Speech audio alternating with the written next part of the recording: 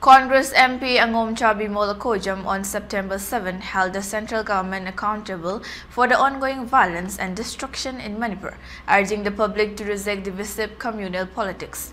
According to MP Bimol Akoijam, the government's failure to address the crisis in the northeastern state reflects a deeper political agenda. In a video message, Akoijam stated, "The government of India must take full responsibility for the deaths and devastation in Manipur. Despite the deployment of 60,000 soldiers in the state for over 16 months, the situation has only worsened. It is evident that the central government commands the state's affairs, even though a puppet regime operates in Manipur."